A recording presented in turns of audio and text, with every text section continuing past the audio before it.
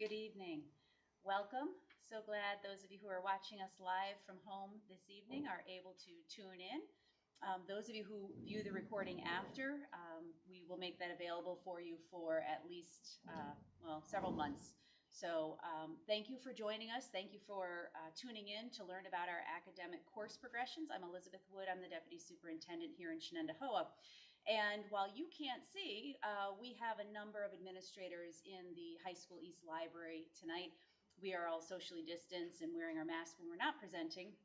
I'm really pleased to be able to do this. However, we're just remarking that we really miss having all of you with us in person.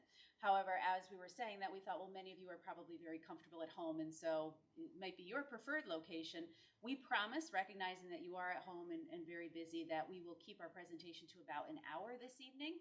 And most importantly, you will know where to go back and refer to find the resources that will be helpful to you and to your children as you plan their academic futures as they progress through Shenendehowa's school system.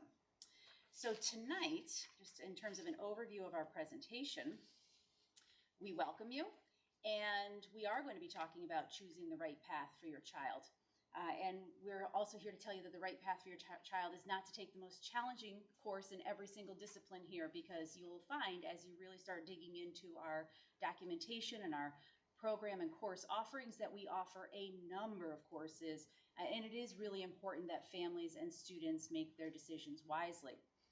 We are going to be walking through where you can find the academic progressions documents on our website and some kind of overview information about each of our department areas. We will wrap up the session with a brief question and answer session, and you'll notice that there is a bit.ly address at the bottom of every slide. That bit.ly address, if you type that into your browser, it will take you to a place, a Google form, where you can enter, share a little bit of information with us, and share your question with us. And I believe we're also providing that link in the YouTube comment section tonight. So we are talking about our academic progressions. And first, we want to make sure you know how to access the academic progressions. If you go to our district webpage, www.shenet.org, and you click on the academics page, you'll notice just kind of under the Carillon Bell Tower, right where it says Shenendehowa on the website, that there is an academics page. I think it says home and then about us. I'm just looking at a screen off here. And then it gets to academics. If you click on that academics webpage, it will open up to you all the course progressions that we are talking about this evening. You may actually find that it is easier if you navigate away from looking at our presentation and even looking at our faces and just listen to us.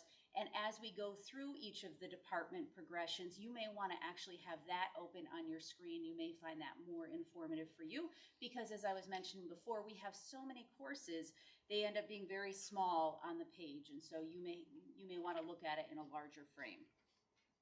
Also on this very page, on the academics webpage, we do have a link to the enrichment and acceleration information for the school district. So it's off to the right-hand side under academic programs. And further, the high school program of studies is also linked on there and also on the high school webpage. And that is where you find a comprehensive listing of all the courses that we offer in Shenendehowa High School at the east and the west buildings. So I already mentioned if you have questions during the presentation, you can go ahead and submit those in the bit.ly link, and we will be monitoring those questions throughout the evening. We hope that we'll actually answer a number of your questions before the question and answer session. But if you think of them as we go, feel free to enter them there. Notice that it is case sensitive. It needs to be a capital P, a capital Q as you enter that. All right, so here's a sample of a course progression document that you would find on our district webpage. This happens to be the social studies course progression. And it's important that you notice that we have different levels of course progressions. We have the Regents level, which is the top line of little boxes all across. Then we go into the honors level, and then we go into the accelerated level. And that's how all of our course progression documents are set up. And it's also really important to understand that they look like fixed tracks, but they really are not. Students can flow in and out of the Regents and the honors level. In fact, we'll have some students who say, I will take English 10 honors one year, and the next year they will go back and take English 11 Regents, and that is perfectly fine. Those are decisions that we leave to teachers make recommendations. However, students are able to ultimately self-select which course in consultation with their families. Acceleration is a little bit different. Students need to be recommended for acceleration, and we will get into that as we move through the evening, particularly when we start talking about the elementary math program and going through the middle school with math program and also the science program.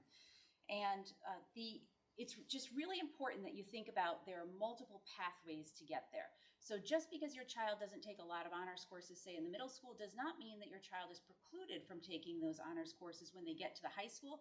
In fact, that is exactly what many of our students do, is they maybe take one or two at the middle school or none at the middle school, and then they add more in at the high school. And so we just wanted to make sure that it was very transparent to you that it is not about starting early and getting in as many as possible, that there are many options for that later as students move through their programming. The next slide that we have on our presentation, and maybe you want to follow along at home, is when you look more closely at the social studies progressions document, you'll notice that that top level shows that we have what's called Regents level programming all across grade 6, 7, 8, all the way through grade 12. And I want to emphasize that I would say over the years, I've noticed our Regents level programming has become much more substantial. You know, 10 or 15 years ago, as an educator, I saw the need that we accelerate many more students than really the need exists today. A great thing happened with Common Core coming along, and it elevated the rigor of all of our classrooms. And the reality is our students were really ready for that. They were ready, especially in Shenendehowa, our students were ready for an elevated overall academic program, which has really happened across the board. Now, beyond that, some students are ready for more, which is why we offer the honors and the accelerated options as we go. But you can flow in and out of the Regents level and the acceleration. Eventually, though, pay close attention as you move into math, the acceleration really does become a track that you follow all the way through. One thing I'd like you to really pay close attention to as you look through the various progressions documents is that the the advanced placement courses are an option in every department, and you do not need to have been accelerated in order to access at least one advanced placement course. Those are the most challenging courses that are offered in Shenendehowa, and it's really important because sometimes late elementary or middle school parents start to fret and say, oh, I wish my child had been accelerated, and what does this mean? Pause, look at the progressions document, and you can see there are still tremendous course offerings available, rigorous course offerings available to your children as they progress through the high school. Decisions about which courses to have your child take are really complex, and there are many, many paths to graduation. In fact, we would be hard-pressed when you start looking through our program of studies document to find students who graduate having taken all the exact same courses because we have so many different elective offerings. Students will be well prepared for college regardless of which path they're in. Certainly, if your child is very interested in going to a top prestigious college, then they are definitely going to want to be taking honors and some AP courses as they move through. However, the typical Regents pathway will serve students very well as they go off to the vast majority of colleges that our students go off to. And so we think that's very important that you understand that. Also at the bottom of every document, of every profile page, is an overview of a profile of a Regents honors or accelerated student. And so if you're interested in more information about that, you can click on that link and you'll get more of a profile of a student who would take honors courses. The goal is really to seek the right balance for your child. It's a difficult conversation between parent and child very often. A few things that many of us who've had children go through school, in fact, I'm sitting in a room full of folks who have parented children who've gone through high school, who have gone off into college. And we've learned a lot doing it as parents ourselves and watching decisions made. The goal is to really find the right balance for your child. And your child can do great things even if they do not take the most rigorous course load all the way through. In fact, we have some concerns about students, many students who take the most rigorous course load all the way through, because they end up being very taxed. They sometimes struggle to be able to fully enjoy life and take advantage of the many things that are available to them: sports, dance, community service, the other things that are greatly important to them. So you're really going to want to pick and choose and find a balance. I also know that there are students, and I'll share one example, and my colleagues will be able to share more, of kids who did not accelerate all the way through and yet have gone on to very good colleges and have very rigorous majors. So just make sure that whatever, that conversation is at home, that you are really promoting a balanced approach to the course selection. While we offer many, many advanced placement courses and honors courses, we have very few students who take all of them, and we really don't encourage it, because finding that right balance is really key to your child's emotional health and also your ability to connect with them as children going through their childhood and your opportunity to parent them. So with that, I'm going to start turning it over to other administrators.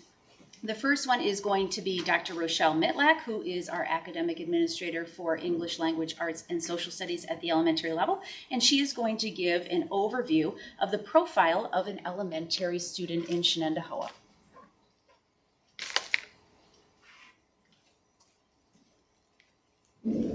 Thank you, Dr. Wood. Good evening, everyone.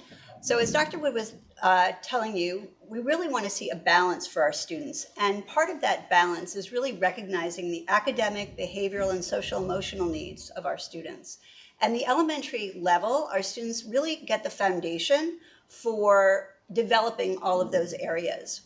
Across all 4 content areas, English Language Arts, Social Studies, Science, and Math, students develop their technology skills and become digitally literate citizens. In our math and science programs, students develop the ability to think critically and solve problems through hands-on activities, manipulatives, and interesting activities in class. For English and social studies, our students develop as readers and writers and literate beings, where they see themselves as individuals and as part of a larger world as they learn about cultures outside of our community. Embedded in all of our content areas is an emphasis on the socio-emotional needs of our students. We want our students to become compassionate and caring individuals as they collaborate with their peers and interact with their teachers, both in person settings and in virtual instruction. And now I'm going to turn this over to Michelle Gabri-Huba, who is our academic administrator on the elementary level for math and science.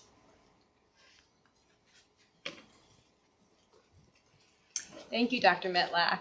Welcome, everyone. I'm just going to talk briefly about the math progressions at the elementary level, which, as Dr. Wood mentioned, you can access from the webpage.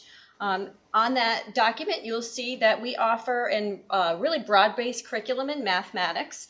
Math is very sequential. You'll see as each grade level moves across that document, we're really laying the foundation from one year to the next. And each element of that document, you will see that the concepts build and they increase with complexity as you go across. If you look at the column going down, thinking about the components of a good, rigorous mathematics program that we offer here at Shenendehowa, you'll see the 3 parts. The first one you see is fluency. And we're not talking just about knowing their math facts very quickly, which is great and it's helpful, and we encourage that in our children, but we also want them to really understand how that works and why that works. So we want them to develop what we call a procedural fluency. We want them to know what strategy to use in math and what algorithm to use and why that works. That's really important, as Dr. Mitlack talked about, that critical thinking piece. The next component you'll see is the concept development. So students really need to understand the why. Why do these math rules work? Not just memorizing algorithms, but what makes them work. They need a good grasp on what we call number sense. So we're moving our students from the concrete, they're using lots of manipulatives, to the pictorial, where they represent their thinking by drawings and models, and then we move them really to that symbolic piece, what we would think of when we're talking about writing expressions and equations in algebra. So again, building that complexity. And the final piece is the problem-solving piece that we work on in our math program, applying their mathematical understanding to real-world problems, things that are relevant to them. We try to make that connection for all kids and really making it relatable as much as possible. And finally, another piece, we really want kids to love math. We want them to have fun and enjoy it. And lots of teachers incorporate games and puzzles. And as I mentioned, working with manipulatives, that's really an important piece for us. Now I'm going to move on and talk about math acceleration. Dr. Wood had kind of mentioned that piece in the beginning. Talk a little bit about our process. So we begin really considering students formally in the 3rd grade for math acceleration. And as Dr. Wood mentioned, that's really accelerating the kids a whole year in mathematics. And that process begins with something called the cognitive abilities test. So there is a component or a battery of tests in that test that looks at a quantitative piece, a mathematical piece, if you will. So from looking at that score, a recommendation will come for further testing. A recommendation can also come from their teacher who may see some innate ability in that student. And then we would test them with a TOMAGS test of their mathematical ability and giftedness. And we put great emphasis on that test. We've really found that to be a reliable factor. In addition to those 2 tests, we look at a number of other factors. We never base a decision on just one data piece. So we'll also look at our local assessments. If we have a state assessment data, we will look at that. We look at teacher recommendation through a gifted rating scale. So we're getting a complete picture of the whole child before making a programmatic decision for them. So those are many steps that go into deciding to accelerate a student in math. It's important to note that we do not accelerate students who are going into 6th grade, and Mrs. Peverly may talk about that next. She's our academic administrator for secondary math. That 6th grade piece is very foundational, but we do encourage students that are in 5th grade to take the COGAT so they can be considered for something called 6th grade honors math. And it's important to note that they will have other opportunities if they haven't yet accelerated by that point, going into 7th grade. So many entry points for students in Shenendehowa to accelerate.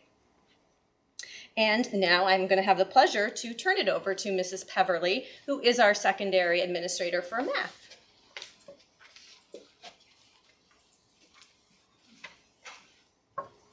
Good evening, everyone. Again, my name is Carrie Peverly. I'm the academic administrator for math grades 6 through 12. And I'm going to encourage you to locate the 6 through 12 math progressions so that my comments make sense as I go through this. The first thing to notice is that there are many different pathways for students to be successful, to be challenged, and to also be assisted as they move through those progressions. Again, these progressions are they're typical, but again, students may move from one path to another. Very often, again, we have students that maybe begin in Math 6, but then move to Math 7 honors, and then maybe even into the acceleration pathway after that. That's also true for high school. Again, students may move in and out of these pathways as their performance sees fit. Generally, most students are in the Regents pathway. So if you're looking at the progressions, notice at the very top of the 612 math progressions, that is the Regents pathway. And even within that pathway, there are many opportunities for students in terms of being successful in the Regents pathway. The Regents pathway is going to prepare students for college and career. So if a student is in that pathway, again, where most students are going to be, they will be ready for college and they will be ready for careers when they graduate from Shenendehowa. The honors pathway, which is the second pathway down, is the same curriculum as the Regents, but it also goes a little bit deeper, a little more rigorous in terms of what students are expected to know, understand, and be able to do. We also have a number of students who are single accelerated. That means that they take a math class 1 year ahead of their peers. And we also have students who are double accelerated, the last line of the math progressions. Those students are 2 years ahead of their peers, and so they take math classes 2 years ahead of when everyone else would be taking those classes. A question I often get is, how are students recommended for these classes? So one thing to look at is grades is not the only thing we take a look at. It is possible that we have 2 students who are earning 90s And yet those are two very different students. We have students who are getting 90s that are working really hard for those 90s, and they are in a good place. They're being challenged appropriately. But we also may have students who have a 90 and they're not really working all that hard for it. They may need an additional challenge.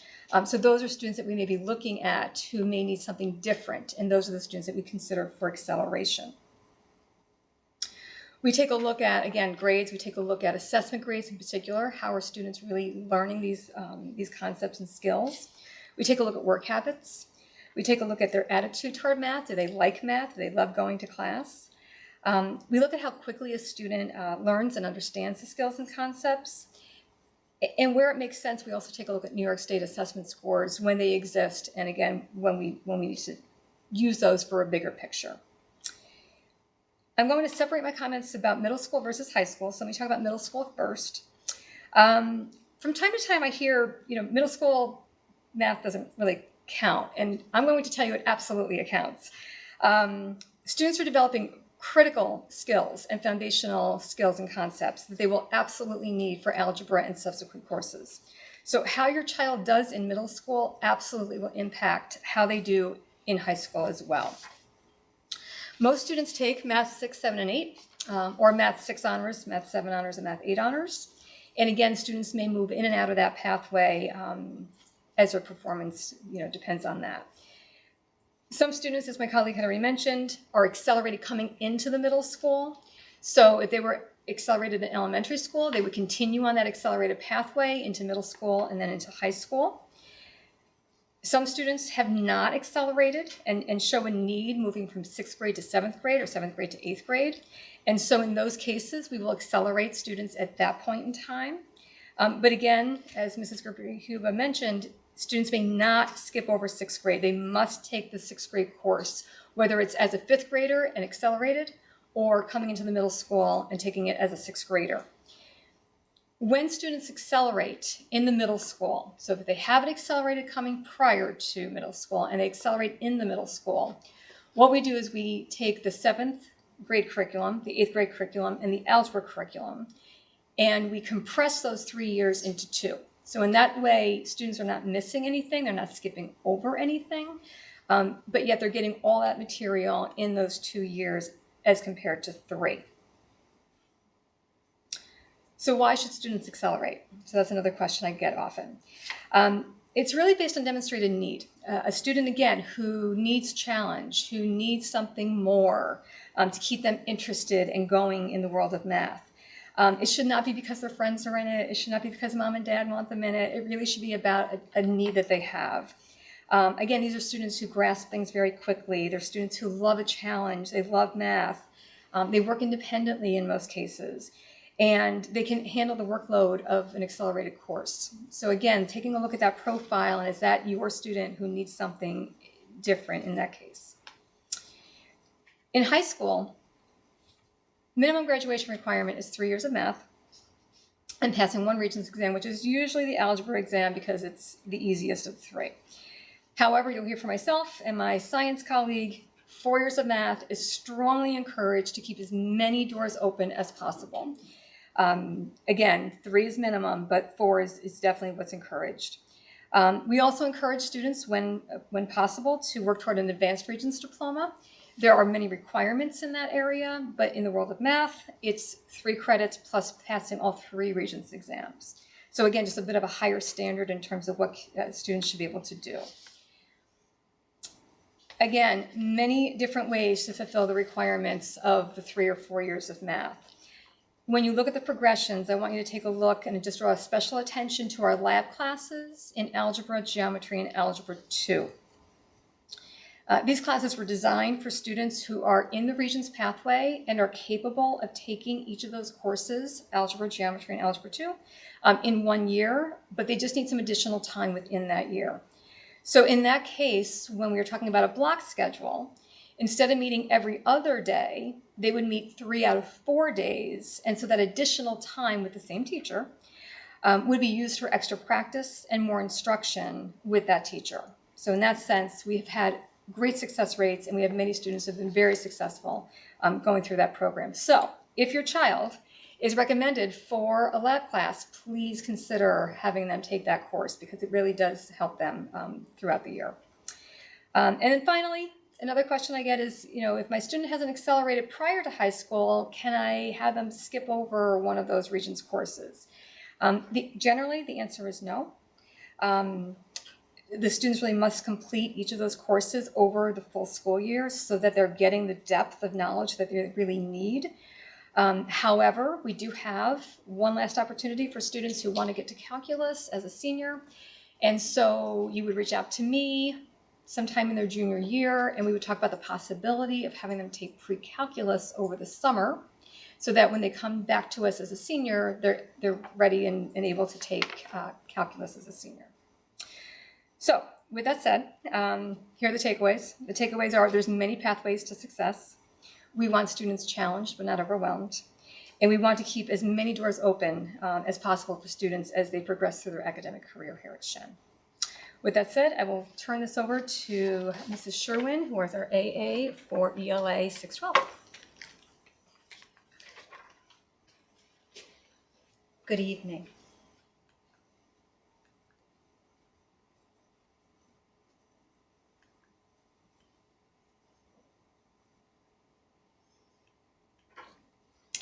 I'm Kathy Sherwin. I'm going to talk about the secondary English program. If someone could open that progression, that would be great. Okay, we'll just speak to it. Thank you. I'm sorry. At the secondary level, the English program provides all students an opportunity to get the support that they may need and to challenge themselves. We expect students to take English every year in middle school and in high school. In grade 6, students take 2 English courses. All students take English 6, which is a writing course, and most students take Reading 6 in addition.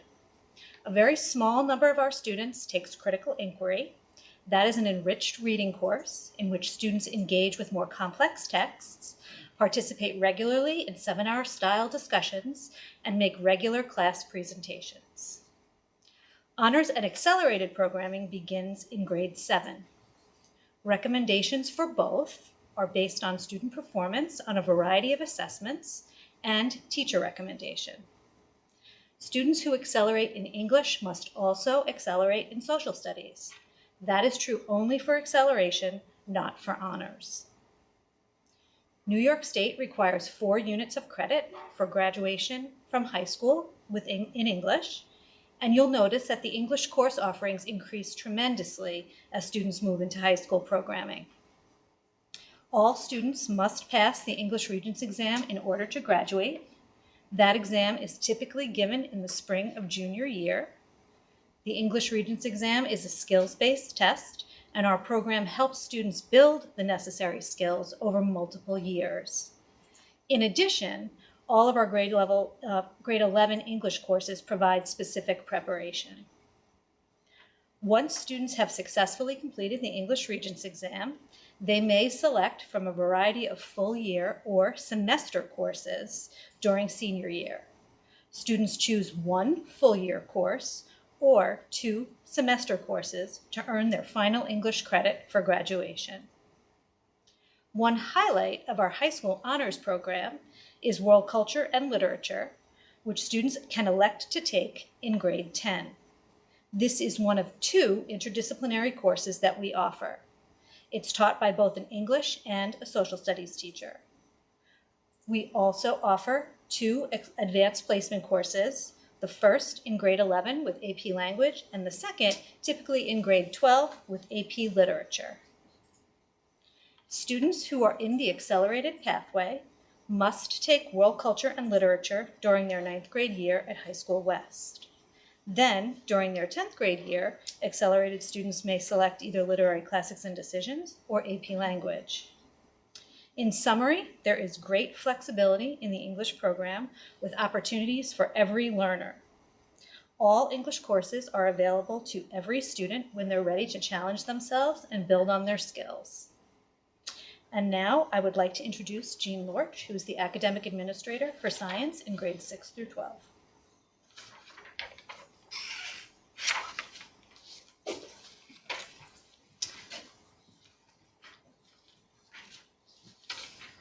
Hi, everyone.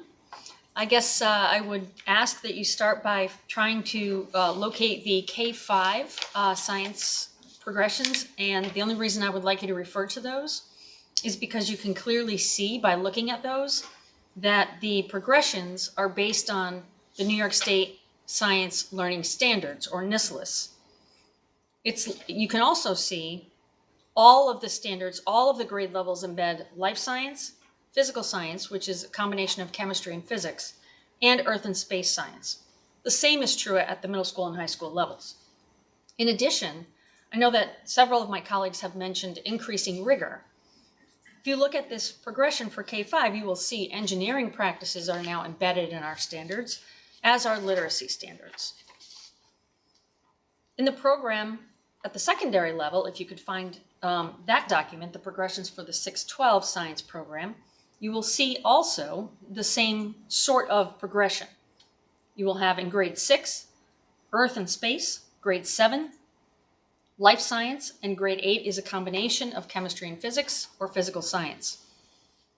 You'll also note that in grade 9, 10, 11, and 12, it goes much deeper and allows you to choose many other pathways and many other elective courses.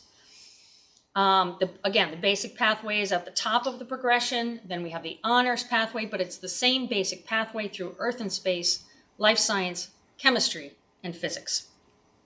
Without exception, every time we have met with college admissions offices, they have told us they like to see students who have 4 years of math and 4 years of science on their transcript. And in particular, colleges want to see all 4 disciplines in science. They want to see that you've taken some level of earth, some level of bio, some level of chemistry, and some level of physics. Progressions show you many, many choices and many ways that you can do that. The accelerated pathway is important to point out. One question that I very often get about the acceleration is we do require students to be accelerated at least 1 year in math in order to accelerate in science. That may seem like that's not important, or why is that something that we require? And the why for that is not so much that earth science is going to be a problem for them or that bio would be a problem for them, but when those students hit chemistry in grade 10 and do not also have the geometry level math, they do not do well in chemistry.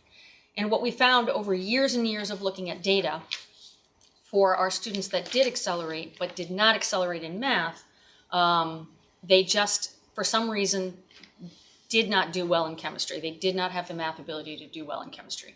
And so we thought we were doing our students a disservice to accelerate them and then allow them, their high school, college transcript to sort of, take a nosedive in chemistry. So it is in the best interest of our students. It's based on data, longitudinal studies over, decades. Kids really need the accelerated math to be successful all the way through the accelerated pathway in science. Now, that doesn't mean that kids have to accelerate in science in order to get to the upper level electives. Every single course is available to every single child. They can take whatever course makes sense for them at the time that they're choosing their courses. In fact, some students, about 70% of our students who are in AP Bio, are also enrolled in some level of physics because they did not accelerate in 8th grade. And I think that's about it. I will say that my colleague Lisa Kissinger is coming up next to talk to you about social studies.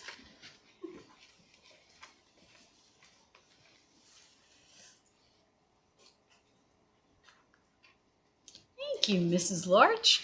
Good evening. I'm Lisa Kissinger, the Academic Administrator for Social Studies in grades 6 to 12. Our Social Studies program at Shenendehowa integrates concepts and skills from the disciplines of history, geography, economics, political science, and civics to prepare students to be active participants in our country's democracy. Our program begins in kindergarten.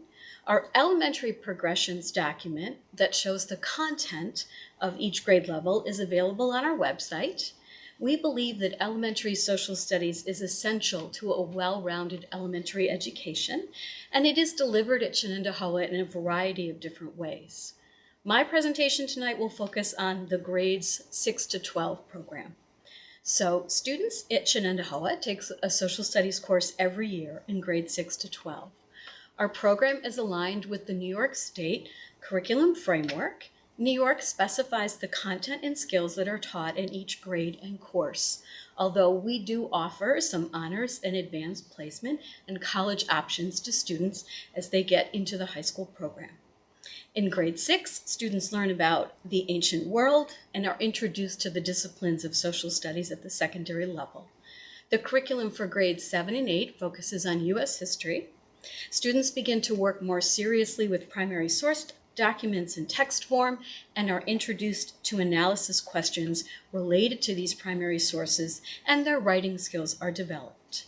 We offer honor social studies in grades 7 and 8, and students are recommended by their social studies teachers for these honors level courses.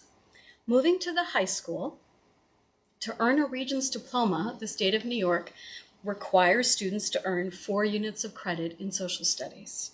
In addition to passing these 4 units of credits, all students must pass 1 social studies Regents exam in social studies to graduate. We require students to take both the Global History and Geography Regents exam and the U.S. History and Government Regents exam. At the high school level, we offer 3 levels of course options: grade level Regents, as Dr. Wood explained, honors, and college level courses. In 9th grade, students have 2 choices to meet the Global History and Geography grade 9 course requirement. We offer the Regents level course as well as a Global 9 honors course. In grade 10, students have 3 choices: Global History 10, World Culture Honors, which Mrs. Sherwin talked about earlier, and our first advanced placement course in social studies, a course called AP World History Modern.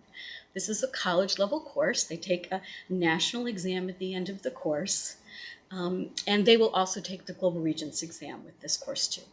In 11th grade, students again have 3 choices: U.S. History and Government, a second interdisciplinary course called American Studies, and our second advanced placement course, AP U.S. History.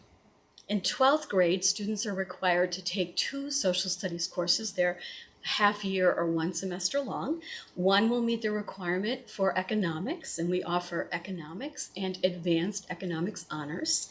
The second will meet the requirement for participation in government, and we offer that course. We call it National Issues Forum here at Shen. And we also offer a college course through a Syracuse University Project Advance program, we call that SUPA, called Introduction to Policy Studies. The SUPA course is developed by Syracuse faculty. Our teachers are trained to teach that course. Syracuse determines the grading standards for the course, and students are able to enroll at a very reduced rate of tuition with Syracuse and have the potential to earn a college credit with Syracuse. We offer 2 electives for our seniors. They're both Syracuse University courses. One's called SUPA, Psychology, and the other is called SUPA, Sociology. And those are the only 2 electives that we offer at Shen. The bottom row of the Social Studies Progressions document does outline the sequence of courses for acceleration in social studies. Mrs. Sherwin already talked about that. I would just like to reinforce the point that when students are in 9th grade at West, they are required to take World Culture and World Literature honors together. When they move to High School East, they have a choice of either taking the second interdisciplinary course, American Studies, or taking AP US History. Accelerated students complete their graduation requirements then at the end of their junior year and are able to take those 2 college level electives I talked about earlier, SUPA Psychology and SUPA Sociology. So I'd like to now introduce my colleague, Mrs. Sarah Chaffee, who is going to talk to you about world languages and English as a new language. Thanks, Mrs. Kissinger. Hello, everybody. I'm Sarah Chaffee. I'm the Academic Administrator for World Languages and ENL here at Shen. and I'm going to talk to you tonight about opportunities for your child to study world language at Shen. So the vast majority of our students begin the study of world languages in 7th grade. If you're looking at the progressions with me, you'll notice that we have language level 7, and then in 8th grade, we have language level 1. So most students will take 2 years of language in the middle school.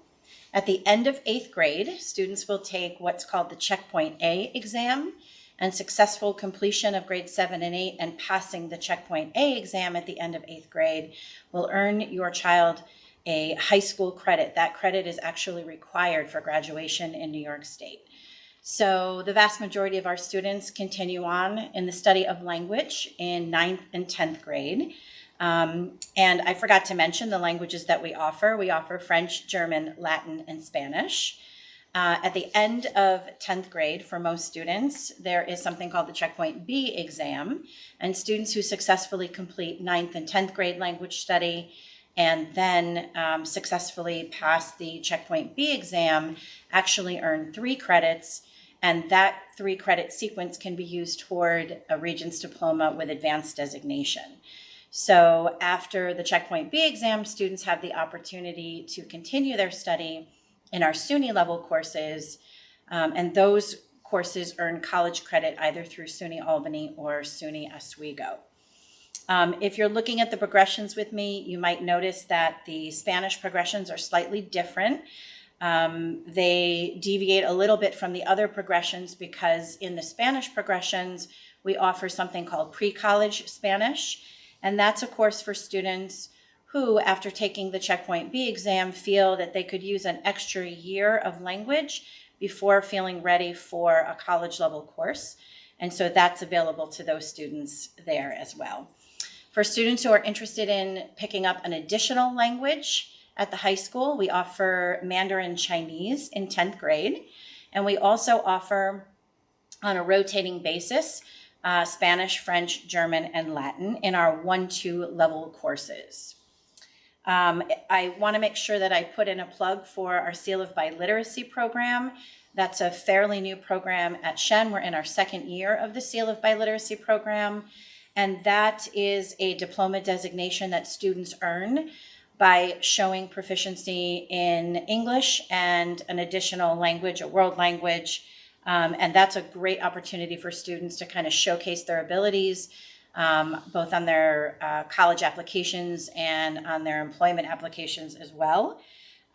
Most students begin the process of preparing for the Seal of Biliteracy in their junior year. And one of the things that I always get questions on is travel opportunities. We do, in a normal year, have many travel opportunities for our language learners. We have trips to Italy and Costa Rica and France and Germany. Obviously, those trips right now are on hold, but we certainly hope that those will be up and running again very soon. I would also just want to mention that if you are interested in knowing more about the Seal of Biliteracy, if you go to our Shen District website, there is a page that can give you more information about that process as well. And so now I'd like to introduce my colleague, Rose Barra, who is the Academic Administrator for CTE. Thank you.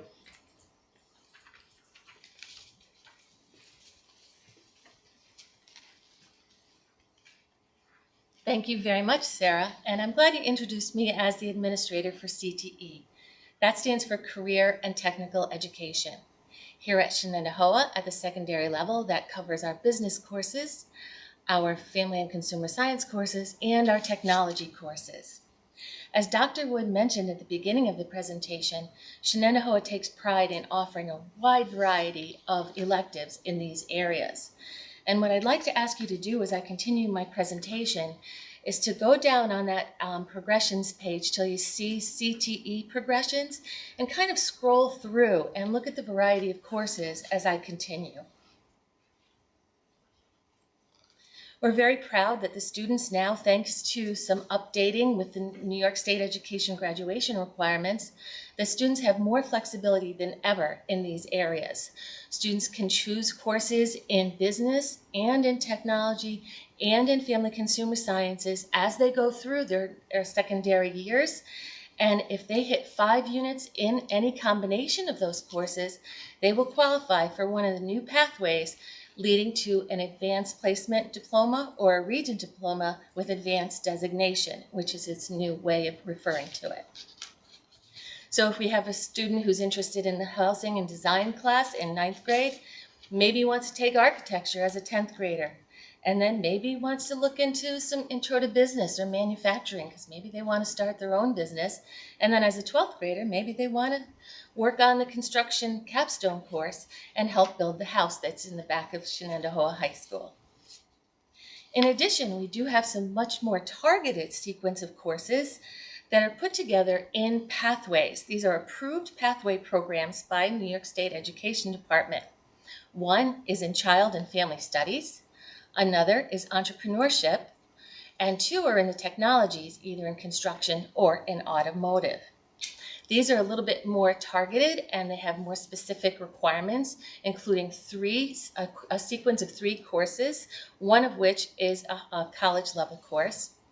The students all have to participate in some form of work-based learning experience, and there's a 3-part testing sequence, performance-based, portfolio, and a written assessment that leads to an employability credential. Recently, I was at a meeting with a construction company from the Rensselaer County who said now that he knows about those employability credentials from these programs, students that come to them with those credentials will have their resume at the top of the pile. So they're starting to be a significant part of our program. Another mention that I have to make is that the courses in CTE that are offered at High School West, that's the 9th grade level, all qualify as the 1 graduation credit students need in art and music. So our DDE, Digital Design for Engineering, DDP, Digital Design for Production, and our Housing and Interior Design courses all qualify for that 1 graduation credit. The last thing that I'd like to mention is focused on our grade 7 parents. A message went out tonight and more communications are going to follow. The acceleration technology process is just about to begin. The process for accelerated technology is a little different than the core courses because this is an elective and there is a component that we're asking our students to complete an application so that we understand how interested they might be in these programs. And you can look for that application to begin on March the 3rd. And now I'd like to introduce Mr. Frank Criselli, our Administrator for Art and Music.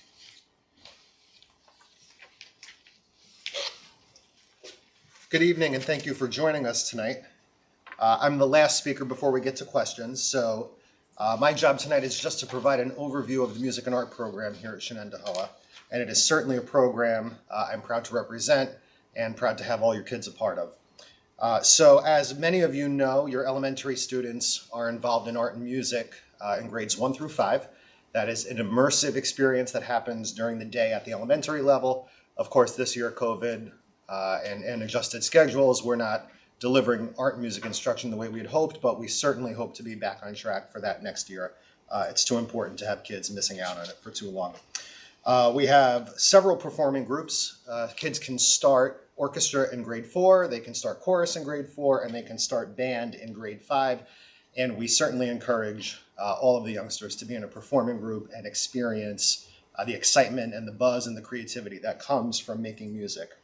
And if they are not currently in an ensemble and they want to be going into 6th grade or in 5th grade, we will take them. We are excited to get kids started. Obviously, COVID threw a monkey wrench in the usual support we have, so we're going to be recruiting the next few months. If you have any interest whatsoever, don't hesitate to reach out to your music teacher or to me directly. We will get you involved. In middle school, music and art is a required part of the curriculum. In grade 6, we offer a 10-week experience in general music and a 10-week experience in art. And of course, if you are in an ensemble, that's a year-long course. And certainly, again, exciting. We're looking for kids to be involved in that program. And then in grade 7, music and art are both required for 20 weeks apiece. And again, ensembles continue through middle school, meeting during the day and over the course of the year. And then when we get to high school, the music and art classes diversify a little bit. And of course, we still have our ensembles continuing. We have jazz band, chorus, chamber orchestra, wind ensemble, just to name a few. And obviously, as kids study the craft of music, they get better and better at it. So if you haven't seen one of our high school groups perform, you really ought to, because it's quite spectacular. And then in the art world, we have a number of exciting classes, including drawing and painting at the entry level, and then of course all the way through advanced drawing and painting, ceramics, sculpture, and then some media-based courses like photography, film and video, and graphic design, all of which are exciting. I believe my colleague, Mrs. Barra, mentioned that there is a requirement for 1 unit of study in music and art for graduation. Any of those courses I mentioned satisfy that requirement, but of course we certainly encourage kids to immerse themselves and take as many courses in the arts as possible. So that is the overview of the music and art program. I am happy to answer any questions. You can feel free to reach out to me. And then in closing, I need to make sure I remind you that there is a link at the bottom of the slideshow you're watching where you can submit questions. We are fielding those currently, and we'll be up to address some of those in a moment. And then lastly, there is a survey at the end of the presentation that we ask for you to take a few minutes and fill out. We do read those responses, and it helps us prepare and focus this presentation for future years and really to try to make it the most relevant it could possibly be. So thank you. I'm going to turn it over to Mrs. Peverly, who's going to field a few questions.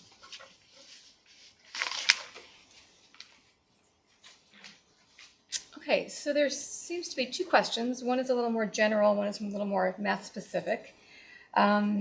The first question has to do with students not taking Regents exams last year due to the COVID exemptions, and how that would affect a student's Advanced Regents Diploma standing. So the answer to that is basically that students are not going to be disadvantaged as a result of that. And basically, in essence, they're getting credit for having taken that exam. So when I had talked about the math part of the Advanced Regents Diploma, for instance, that they would have to pass 3 Regents exams, if, for instance, they were exempted from the Algebra Regents last year, they have credit for that. So now they would just have to pass the Geometry and Algebra 2. If that happens again, we will update you. But again, students will not be disadvantaged, and they're going to be given credit for having taken the exam. The next question has to do with students who are accelerated as elementary students in math, and how do they progress to the double accelerated track in 6th grade. So again, if a student shows a demonstrated need, and I would draw your attention to the bottom left corner of the progressions page, specifically, let's say the 612 math progressions, there is a link to a profile of a Regents and accelerated student. And what I would encourage you to do is take a look at the profile of an accelerated student and think about the students who double accelerate, which is a very small group of students. They are really those students who show the highest levels of what the profile of an accelerated student is and what they do. So please take a look at that. If it's something that you think your child needs as a result of having gone through the program, please reach out to your child's teacher or myself, and we can talk more about that. I believe the next one has to do with music. Okay.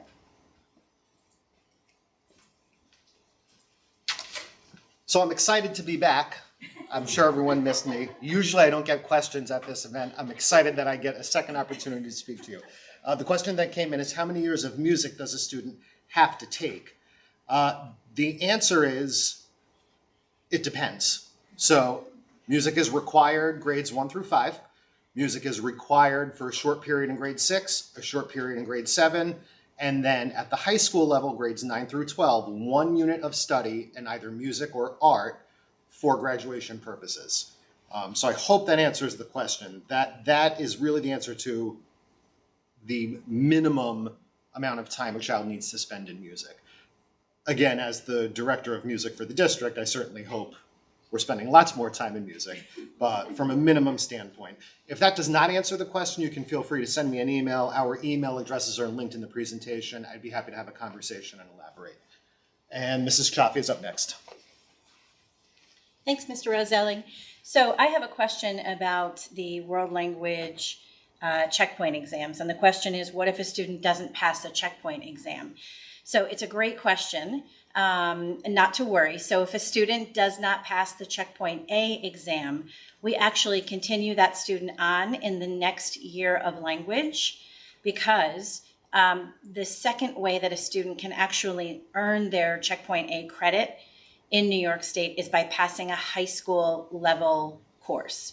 So students can continue on in that language, and they can pass that school year or pass that course in that school year and earn the checkpoint A credit that way. But just as a backup, we will also offer the checkpoint A exam again in the summer, and then actually several times throughout the year in 9th grade. So students have multiple opportunities to earn that credit. For the checkpoint B exam, if a student doesn't pass the checkpoint B exam, then we recommend the student retake the course and try the exam again at the end of that second year. So I hope that answers the question.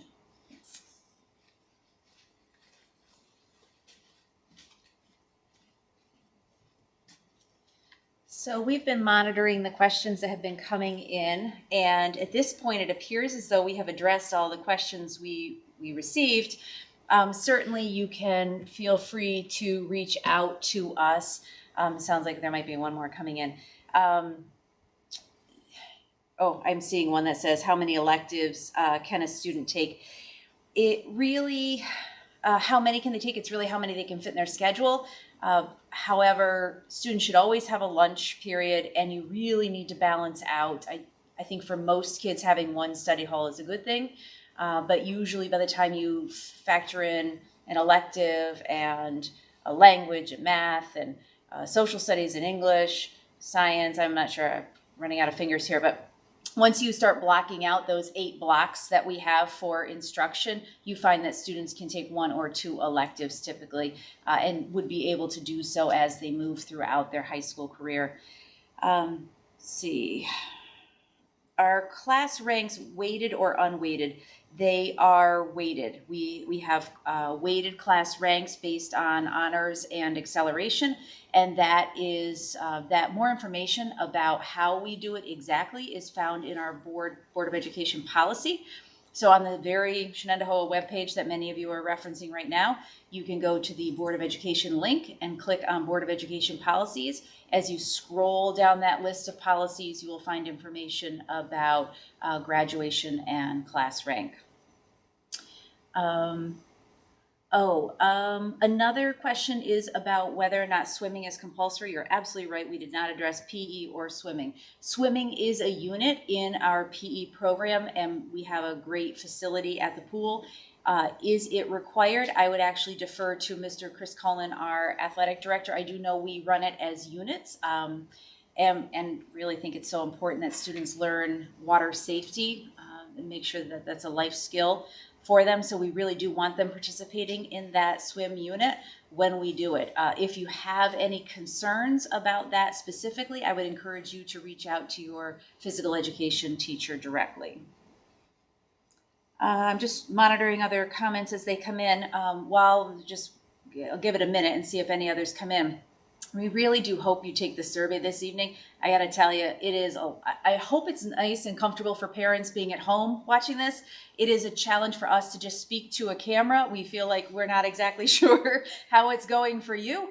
And your feedback is really going to help us. And so if you say, yes, please keep speaking to a camera year after year because we are more comfortable at home, we will do that. We aim to serve and want to make sure that this meets your needs. It's not about serving our needs, although we do really miss seeing your faces for the presentation directly.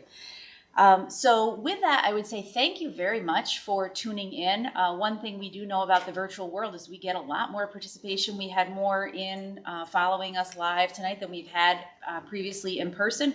We've noticed that for PTA meetings and community conversations as well. So there certainly are positives to moving to the virtual world in terms of parent engagement. So we really thank you for tuning in this evening. I hope that if nothing else, you take away the fact that there are wide variety of opportunities here in Shenendehowa for your children. We care very deeply about making sure we have a quality academic program that meets the needs of all students. So with that, we say thank you very much. Have a good evening.